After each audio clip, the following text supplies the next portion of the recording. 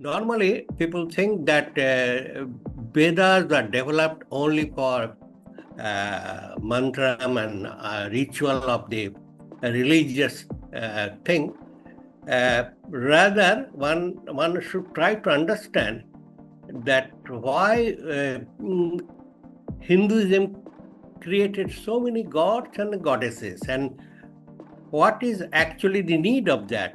What I mean that there must be a link between the development of these gods and goddesses with the quest for science.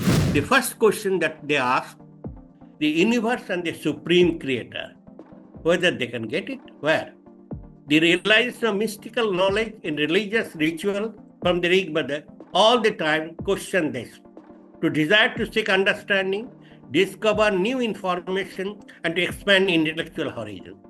So that is the reason they were all the time trying for just to get the answer to that. Now it is surprising that today we talk about Big Bang, but nobody talk about what is before Big Bang. So these people, they started not from the Big Bang, they started what started right from the beginning. So they question this thing, that where is the answer? I have written down there so people can read it. I need not read everything there. So the main important that they're asking for someone which they define, it could be the creator of the universe, and we can name it as God, something, some spiritual leader, something, and said probably it is his will. Probably he alone knows how it is created. Or perhaps we questioning that probably he does not know, because the God we have created. So the question comes that this is the infinite, that is the thing, the origin of the universe. Still the question is prevalent as of today, and that was the first question they asked.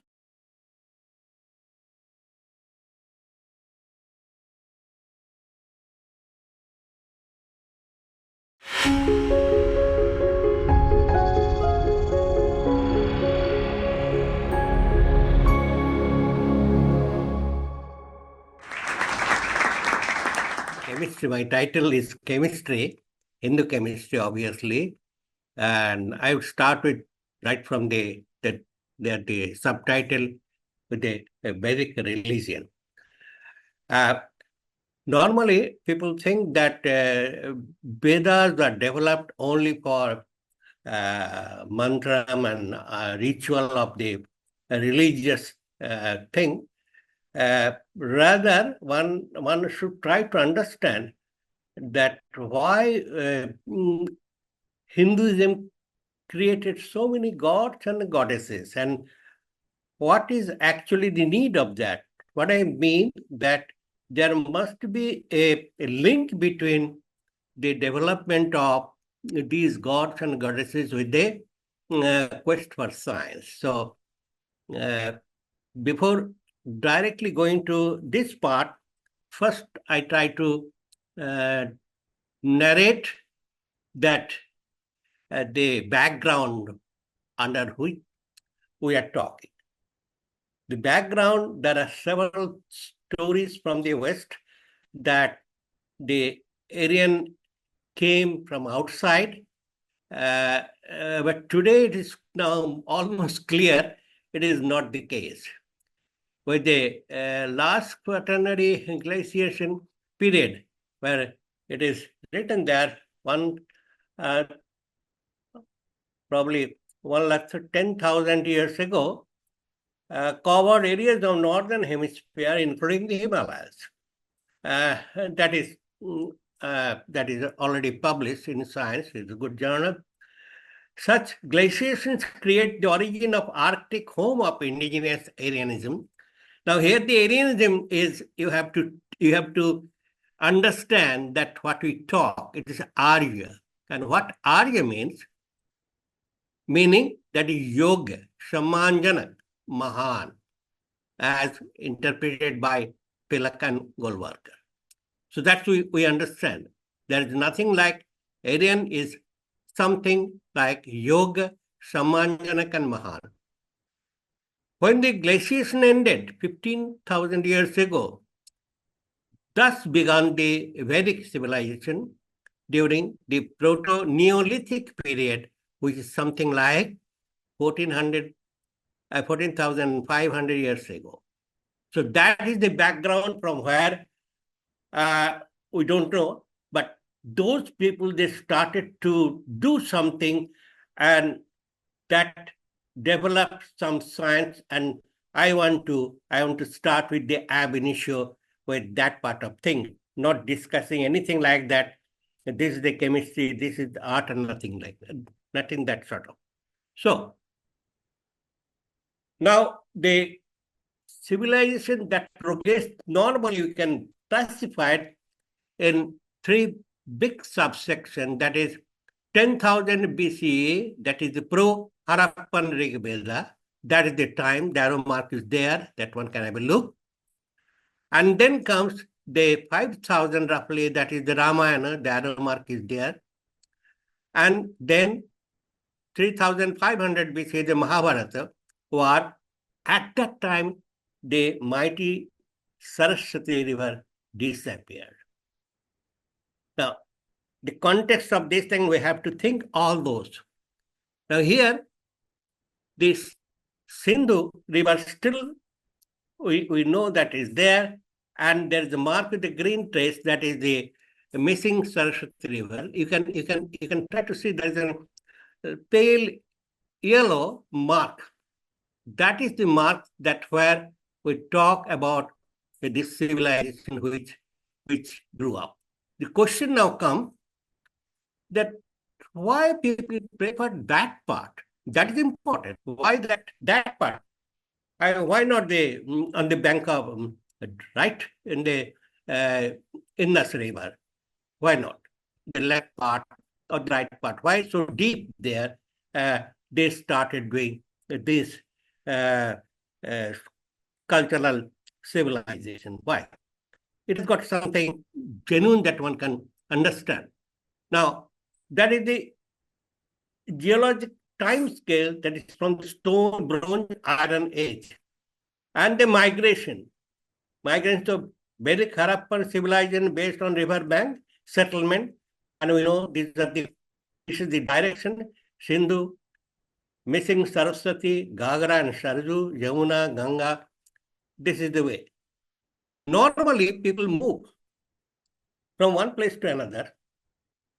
That's just to avoid natural calamities, just like flood, food shortage, earthquake, and something with drying up glaciers, water problem. So the internal journey, they have to travel, and then the time period, that one tried to see. That the expansion, if one looks carefully, today we know that like Harappan civilization, we can have Mehergarh and to Rahagiri, a distance of 800 kilometers, where you can get all the relics of the old civilization. That's in between the two mighty rivers, separated by 100 kilometers. That is Sindhu and Saraswati. Mehergarh to Sindhu river is 250 kilometers on foot. You don't expect any bus or train travel. It's only take about foot. Ragri to Saraswati river, calculated because Saraswati river is now missing, 550 kilometers. The fundamental question would start: why Vedic civilization flourished at the bank of Saraswati and not at the bank of Sindhu? That is most important to understand. Why? It's just a common sense. They satisfy most important requirement to sustain life. There is food, shelter, clothes, and they have the background only, something that we know, the five elements: earth, water, fire, air, and akash. Now, it's a pictorial representation. There is a barrier, Sindhu barrier, and there is a Saraswati barrier, and that is Sindhu Saraswati duality, and nomad onslaught from the time immemorial, and the base civilization fought, domesticated the survivors. So it is all the time that onslaught from the nomad from the West. and Sindhu just make a barrier. And then slowly from west to east, there's a peace gradient. And just on the bank of Saraswati, just crossing two barriers of the river, mighty river, the metaphysical thoughts were possible only with the peace prevalent in the environment. So until unless you don't have peace, your creativity is lost. You cannot do anything. So this is the reason that the people talk today, we talk, it is a Sindhu, Saraswati, and a Vedic civilization, and where we have all the science development. The periodic nomadic migration that I said, Sindhu settlers fought, accommodated the defeated with work distribution, important, with work distribution, and importantly act as human and river said to allow Saraswati settlers to develop education, philosophy peacefully and to seek the answer of fundamental question. What is the fundamental question? Still, we don't have the answer about the universe. And that is the most important question they right from they started from Rigveda. The first question that they asked, the universe and the supreme creator, whether they can get it, where? The realization of mystical knowledge in religious ritual from the Rigveda all the time question this, to desire to seek understanding, discover new information, and to expand intellectual horizon. So that is the reason they were all the time trying for just to get the answer to that. And for that, the question from Rigveda, the most important question from Rigveda, that is the hymn to the infinite, the origin of the universe. Now it is surprising that today we talk about Big Bang, but nobody talk about what is before Big Bang. So these people, they started not from the Big Bang, they started what just ab initio, what started right from the beginning. So they question this thing that where is the answer? I have written down there so people can read it. I need not read everything there. So the main important that they're asking for someone which they define, it could be the creator of the universe, and we can name it as God, something, some spiritual leader, something, and said, probably it is his will. Probably he alone knows how it is created.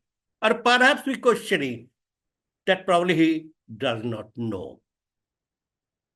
Because the God we have created. So the question comes that this is the infinite, that is the thing, the origin of the universe. Still the question is prevalent as of today. And that was the first question they asked.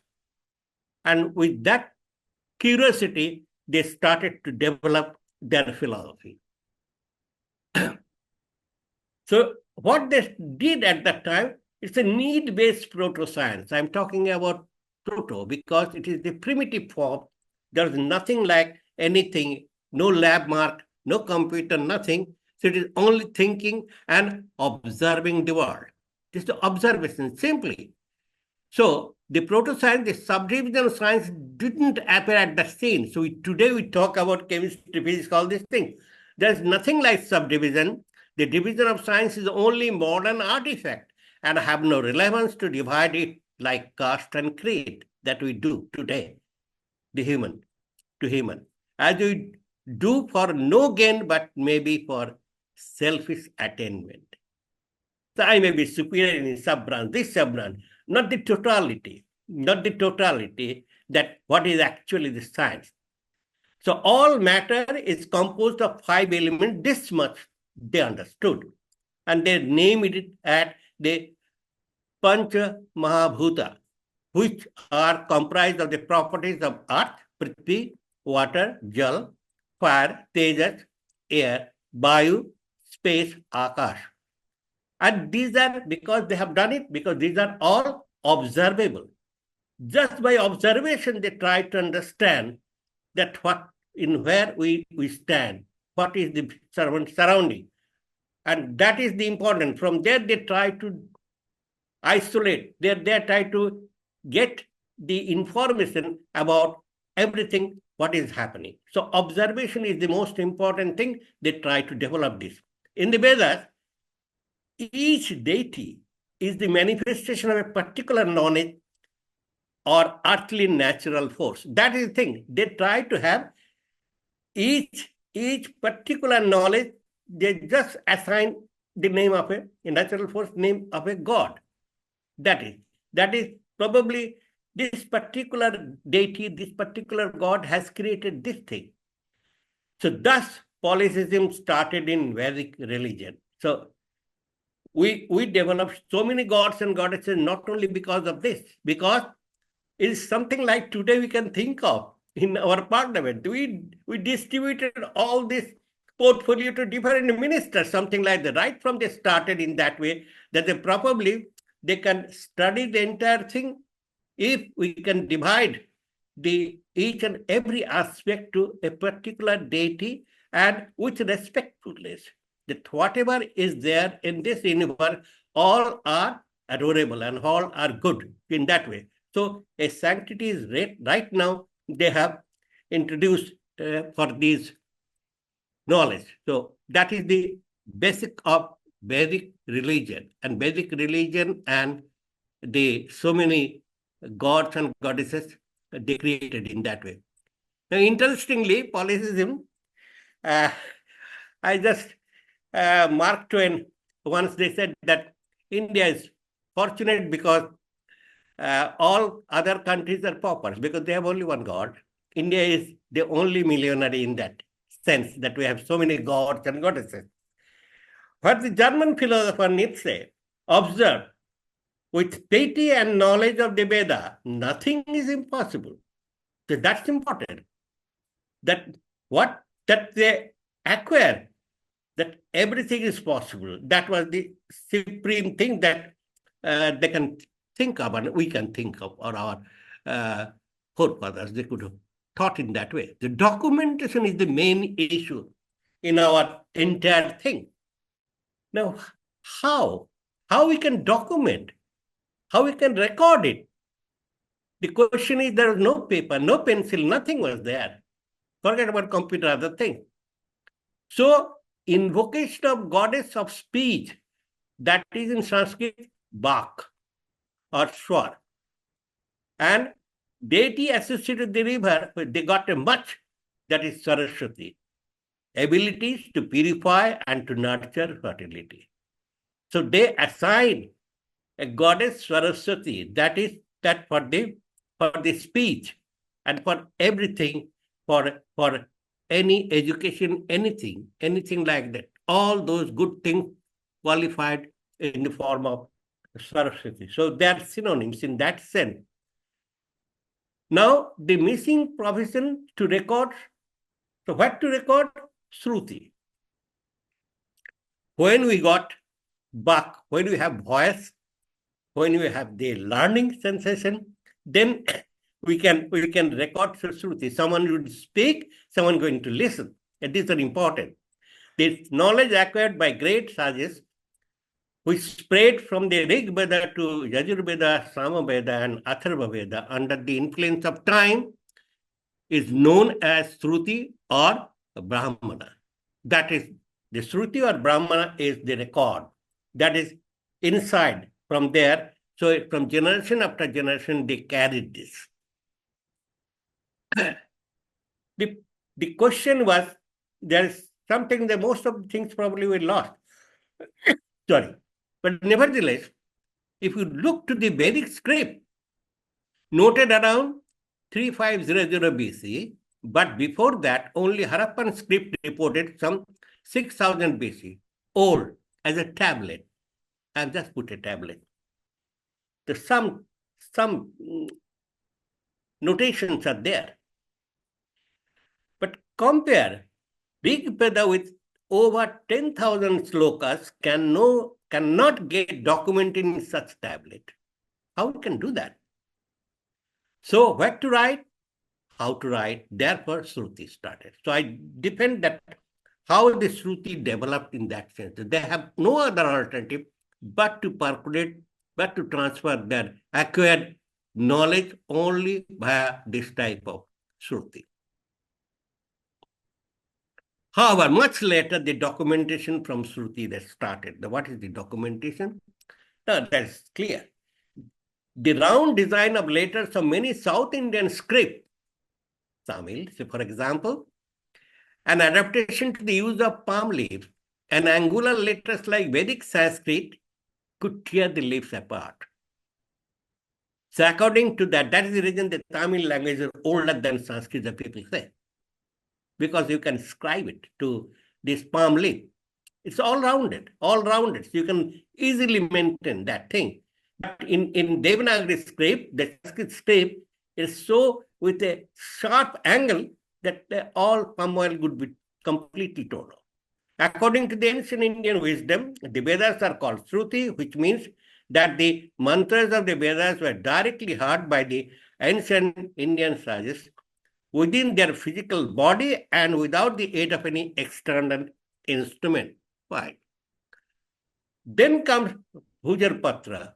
What bath was available in Hindu Kush and Karakoram, so many meters high, glacier laden in the western Himalayas, some 1,000 kilometers high north from the Vedic spot. And they have the alternate instrument now, the Bhujar Patra and wooden stick using like a pen. So its use were made much later to document this from Shruti using Vedic Sanskrit with sharp design for ink carbon suit, plenty available, with oil would have been handy with other color mineral powder. So now later that some of the things can be recalled and can be documented in that way. So it is already late, but nevertheless, they have done something. Now, Brahmanam in Sanskrit, that is Brahmanam, is Vedic Shrutis associated with the hymn and mantras of the Rig, Sama, Yajur, and Atharva Vedas. These are the categories of Sanskrit texts added to each Vedas, which explain and instruct the Vedic ritual. This literature also explains the scientific knowledge of the Vedic period, including observational astronomy and geometry. Some of these Shrutis are mystical and their philosophical elements from the Aranyakas and Upanishad. It is in the collective analysis of these observational curiosities that scientific knowledge emerged. Now, how slowly these mantras are slowly,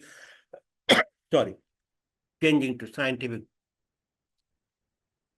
The Vedic Shruti, which is the Brahmana, which is the essence of four Vedas, and the fruit of the contemplation of and the penance of many sages and sages. Here they have tried to explain the universe with 5 principles. That's all the time we're talking. The most important part of this story that normally we don't recognize that they started the feature of the human body's functioning system through inorganic, organic types even early. Kashyap, that is the name, Kashyap, observed the feeling that even the smallest part of a grain of rice is the same as rice, gave a brief explanation of Anu. In his vision, the smallest Anu, which is invisible to the eye, became the eternal one, which has no more destruction. Now, the name Acharya Kanada showed the difference between not only atoms, but 2 atoms or 3 atoms proposed the principle of their various addition and subtraction with the process of cold, heat, wind, their arrangement, and made Vedic religion transfer into Indian chemistry. From the scientific point of view, my report this time is on the multifaceted practice of science that is laid down from Acharya Kanada to Charaka, Sushratan, and Bhagavata, and many others, the bearers of the progress. So there is a direct relationship I want to show. It is nothing like with the sub-branch of science. So some of the common gods they created because of their act, because of their worship, because of their importance to day-to-day life. So they distinguish earthly god like Agni, Opa, water, Earth, Soma, etc. Deities of inner world, Indra, Vayu, Rudra, Manu, sun god, Surya, Mitra, Varuna, etc. They first invoked the first god, Agni. Agni is the first word of the first prayer of the first Veda. Lord Agni is the revered fire god. He is also the divine messenger of the gods between the different worlds. He bridges the gap between mankind and the heavenly order. Hence, all sacrifices are made to him to reach the countless God of the universe. He has the power to transfer offerings across the existence and act as a bridge between heaven and earth. Now, there are different gods they created in the Rigveda, and they just the service they're divided in that way. And then the interesting part that they invoke some other goddesses, say like Usha. That in between day and night, there is a transition period where it is not that harsh, but something very soothing. So the goddess of the dawn, they described as Usha, as already I said, that Saraswati is the goddess for learning, music, art. She is dressed in white and sits on a lotus flower. So all this related to river Saraswati and the description that what they wish to get from this goddess. Another goddess in the Rigveda is Apsara. She is the goddess of beauty, grace, and elegance. Aditi is the goddess of space and time. That is the ultimate. So, depending on the what they started dividing the work in that way. The main theme, each object, living or non-living, sorry,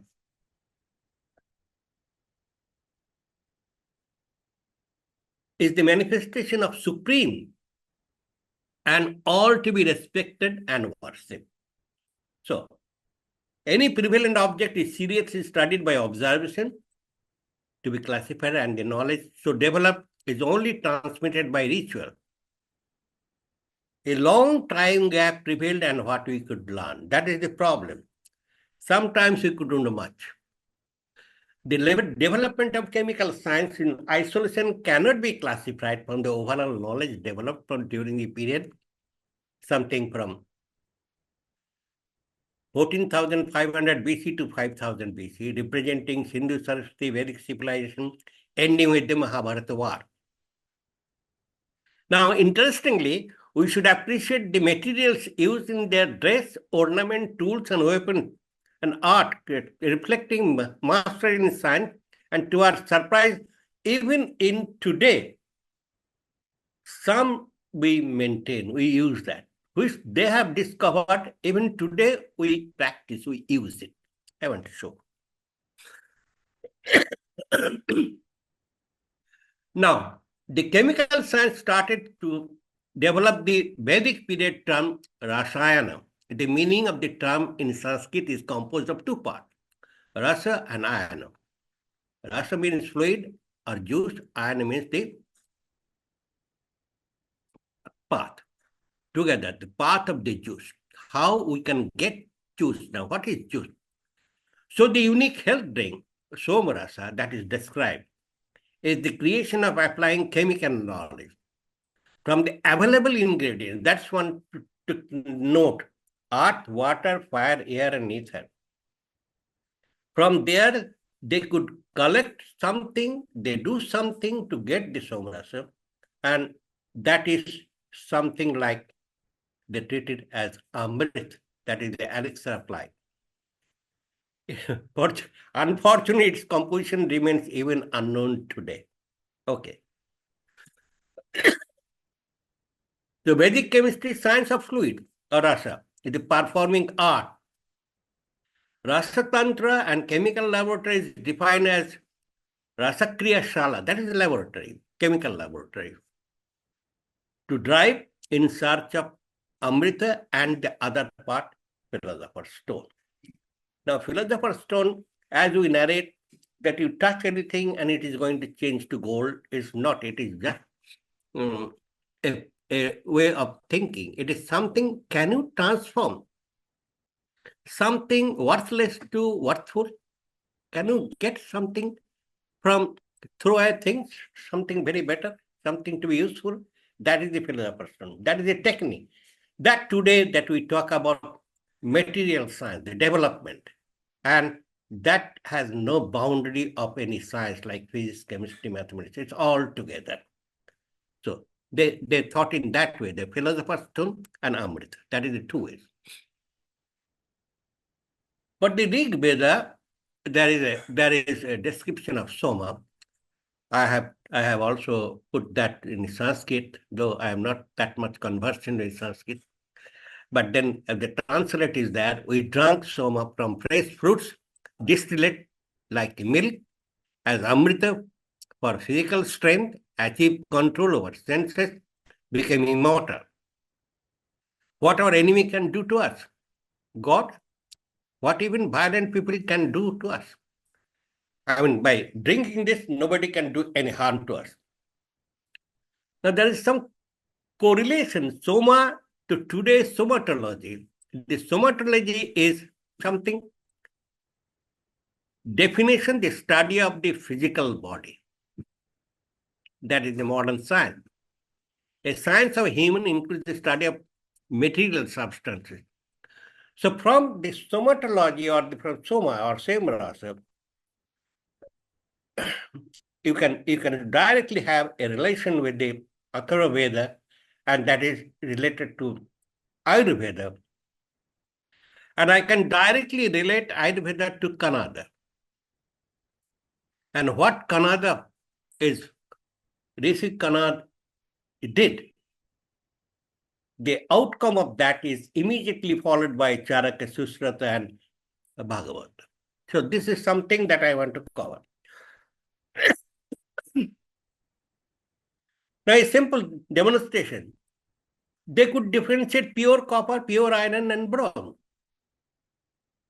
How? And use of other metals, metalloid, to change the properties in forming alloys. The beauty is that bronze is readily melted and easier to cast. It is also harder than pure iron and far more resistant to corrosion. So you see the qualification. The qualities of bronze is over iron. That's another important aspect here is that handling. You see the melting point. The bronze has got the lowest melting point, so it can be achieved easily.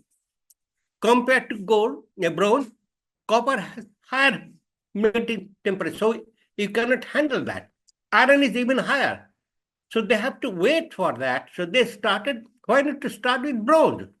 Because then the energy, then the effort would be minimum compared to all this. So after Stone Age, Bronze Age starts and that followed with Iron Age. So it's a systematic way of not directly taking advantage of pure iron, because that requires a little bit more training how to achieve a temperature of 1500 degrees centigrade. I've taken here and then little bit of that.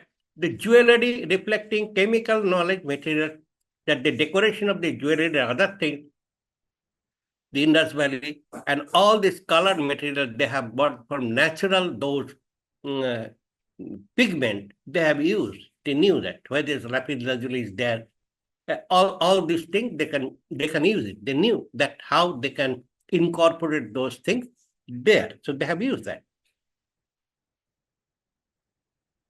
Now, in summary, I can make it that the chemical knowledge required for all these things that they are expert in that way. The jewelry, and then pottery, some of the seals that we know,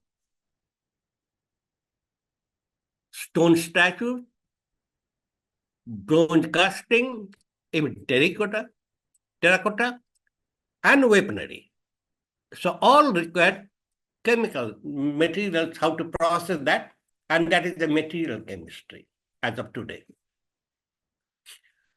I can get one after another and can give you a lot of examples, but that is endless. So that has no meaning. I have summarized in this way that you can use that they have used that the chemical knowledge.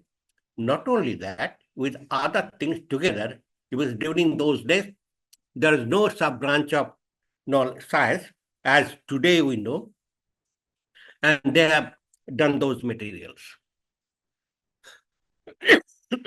I was talking about what we have retained from them. You can see grindstone. They discovered this 14,000 BC. Still, that is prevalent today in the household thing. Wooden sleeper, they discovered, and still we use it in auspicious event. Brick mold, they discovered, and still we are carrying this thing, even the same thing. So, interesting is that this ornament, the Vedic is the left side. Today, you can buy this. What is the difference? Nothing. So we inherit and we retain this thing even today. So they knew that how to do those ornamental stuff.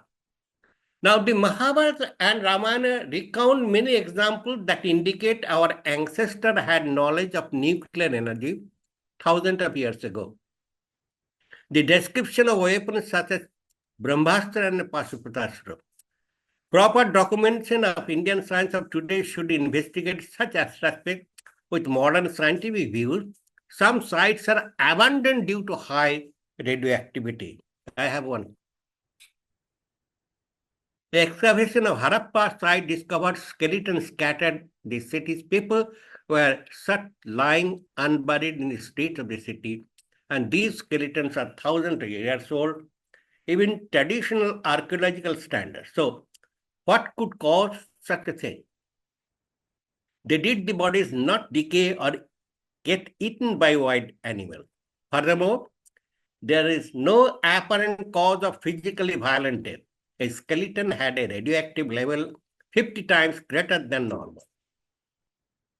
Huge masses of walls and foundation of the ancient city are fused together. It's a high temperature fusion. Literally vitrified. The Mahabharata clearly describes such catastrophic blasts that rocked the continent. A single projectile charged with all the powers in the universe, an incandescent column of smoke and flame as bright as 10,000 suns rose in all its splendor. It was an unknown weapon, an iron thunderbolt, a gigantic messenger of death which reduced to ashes an entire race. So that was even today available. And because of the radioactivity that we are unable to explode this thing, so one has to explain such a thing, why this thing happened. Now the time scale, that is important. Very important as I summarize the time scale. That here the time scale I have jotted down from 2000 to 2000 plus and minus, left hand side BCA, and it is after that is Anno Domini, AD. Now, beyond 2000 in the left, the point is where Rigveda developed, and then they started. And here the mark is 800 BC, the Kannada, that he first proposed science with the physics, chemistry both. And little bit after that, it is probably 600 BC, Charaka, and then Sushruta and Bhagavata. They directly related to the discovery of Canada, the Ayurveda started. Try to see that not in the zero, that is now the AD. It is a 1700, the Industrial Revolution starting in Europe, and then started division of science. So we cannot talk about any division of chemistry so early. That the science we developed during that period. And the industrial, we talk about Da Vinci, we talk about Copernicus, we talk about everything that started from 1700. The time scale is clear, visible. So we are so much ahead. That one has to understand.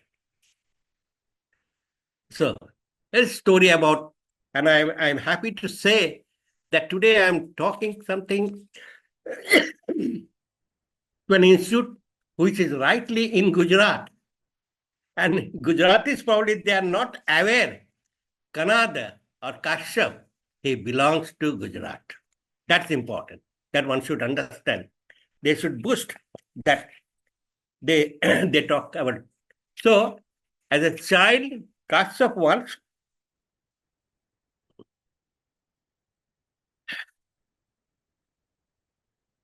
he was traveled with his father from Prabhas Tirtha to Prayag Tirtha, the Kumbh Mela. You can think of. So, many of his observations on this long journey in his adolescence made him curious. Now, some of the observations is very, very important to understand his scientific brain. The heat and light arising from the fire of his father's sacrifice, the cool light of the fireflies, and the feeling of the heat of the hot sand at the end of the day in the evening made him curious. So fireflies also having light from the fire that is for the sacrifice fire of the home, that is also fire, but here is very hot and that is very cool. So this difference about the mystery of light and heat, this time the tears of his eyes due to the smoke of the sacrifice fire and cold water of the confluence of the river. The question is now, he tried to understand the tear coming from his eyes. That has entirely different connotation compared to the water that is flown in the river. The small thing. When they started walking through the sand, in the morning it is cool. In the daytime it's hot. Once in the night, it gets cooled down. So all these observations, he slowly started to think of. And then the small grain that what he could get, rice, he started that how this can be divided. What would be smallest unit of that? And then still it become rice. It's rice. So the concepts of it is divisible, it is divisible, it is visible, it is visible. And so long it's visible, it has the same property. And from there, he tried to envisage, try to understand that a smallest entity is still having this, retaining the same property, and he called it Anu. Dalton, much later, he talked about atom. So diversity of matter can be expressed by combination. Also, he said that the two Anu can combine, three can be combined. And furthermore, he said the heat and light are the same, only in two forms. Again, tears and harm. They will be destroyed in time, but river water is colorless and it stays. You try to understand. Any water coming from the hearts or tears, this can be perishable. But the water which is flowing in river, that is not perishable, that stays. So the division of organic and inorganic, that also came to his mind. the source of the original division of chemistry that initiated by Canada, 800 before Christ. And that is the thing that I wrote here. Acharya Kanada, originally Kashyapa, was born in Prabhas Kshetra near Dwarka in 800 BC. Everything he narrated in Vaiseshika Sutra, and people, they talk about that he contributed more about physics, but he is the first to describe chemistry.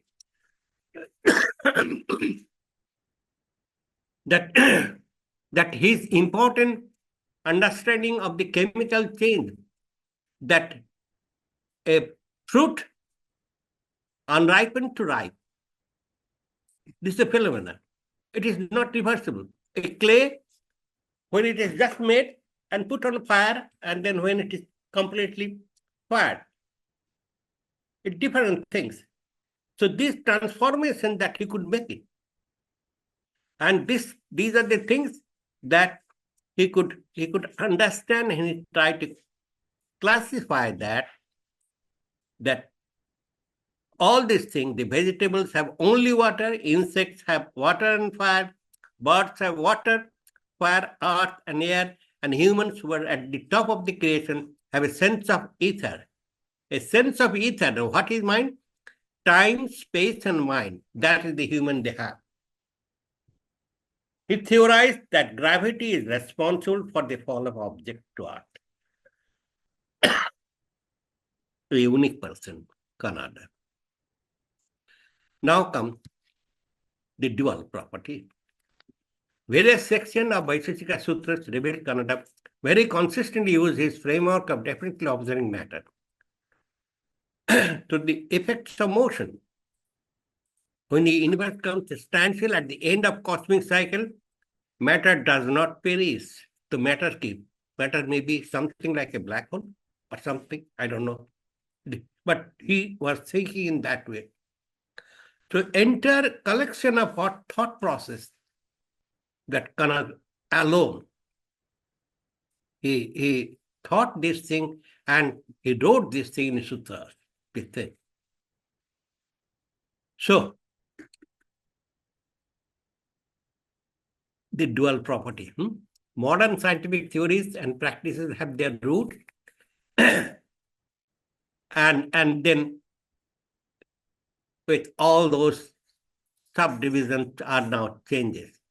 But the Vedic assumptions given from the hymn, earlier scholars from the other disciplines, especially linguistic, mathematics, and physics and astronomy, have tried in other way, but interpret the Vedas from the perspective of the particular discipline. So one has to understand these things. If I compare this part and scientific revolution to the 17th century, the modern division of different branches of physical science, physics, chemistry primarily began now. We have all heard of Socrates, Plato, Aristotle. But they acquired basic knowledge from via Arab world, and then they learn to investigate by examining what everyone has said about the matter, making the several observations, and finally deriving the general or probable principle of the matter for both. Now, West started this scientific revolution, Copernicus and Da Vinci, making the universe visible. Kepler and Galileo, they started making the universe move. Bacon and Newton making the universe move mechanically. Bacon borrowed alchemy from Arab world to discover gunpowder and profess. That's important. Knowledge should not be derived from books, but from experience itself. Experiment comes from the word experience. Controlled experience is experimental science. And Canada is 1,000 years ahead of these. Do we have some time more? Or should I stop? Yes, sir, about 15 minutes. Okay.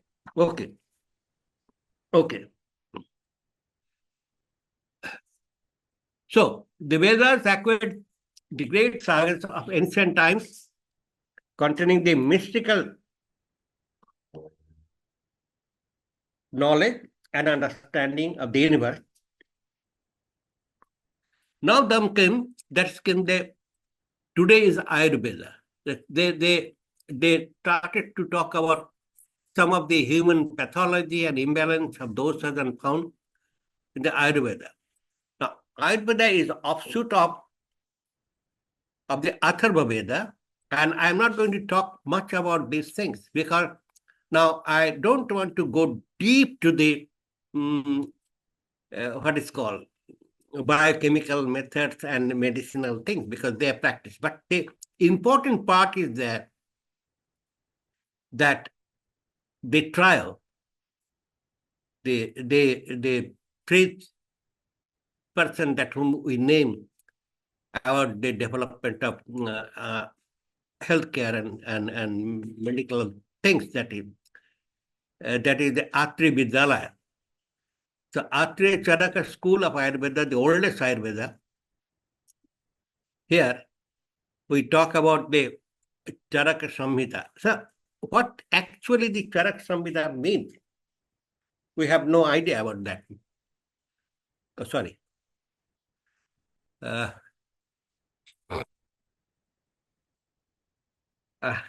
is another important. I thought why not to talk about this thing. This is important. In Vedic time, the monks who were called acharyas gave every person the right to take up their own profession. Talent was the criteria. Therefore, a person who knew how to work with iron was called ironsmith, with many metals called metalsmith. Much later, I should touch Manusmriti, around 200 CE. When the priest of Hinduism, in conflict of Buddhism, tried to destroy the system of taking their own profession in an attempt to glorify themselves, the merits of today's caste distinction are entirely the result of their efforts, where lineage began to give in priority. Now, this is something which Sushrata, he faced the problem. According to Sushrata, every student of surgery needs to increase his knowledge by cutting up the body of a dead person in new ways. He wrote, but this way, pseudo-religion began to create obstacle for talented students of surgery by preaching that touching a dead body would defile their sanctity. So they prevented that people from good breed, they should not send students for surgery. So that was the state of affairs. In that way, the people wrongly, some people, they try to exploit the inner part of the entire story. And unfortunately, so that percolated and prevalent for few more 100 years. The essence of, in Sanskrit, Charaka means wanderers. So this is not a name. That it's a wanderer. He traveled. And then he could get the disease and how people suffer, and in that way, the reason for this thing, he collected his observation in a new book, medicine, that is Charaka Samhita. It's written between 100 BC and 100 AD. That is the thing.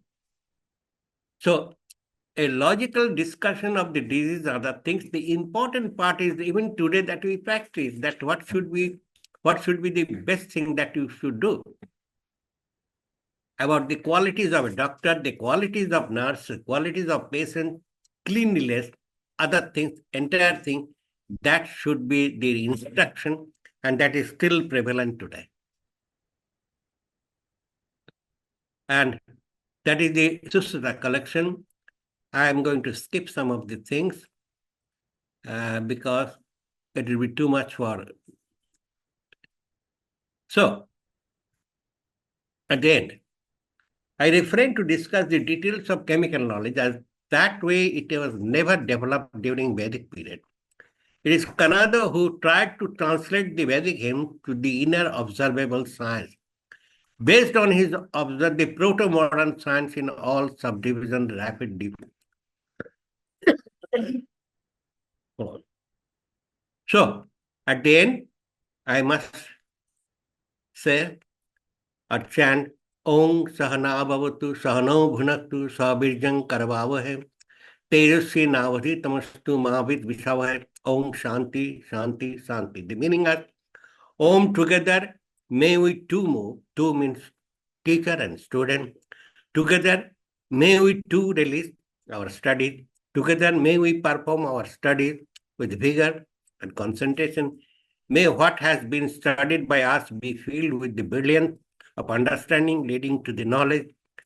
May it not give rise to hostility due to lack of understanding, and Om, peace, peace, and peace. Thank you.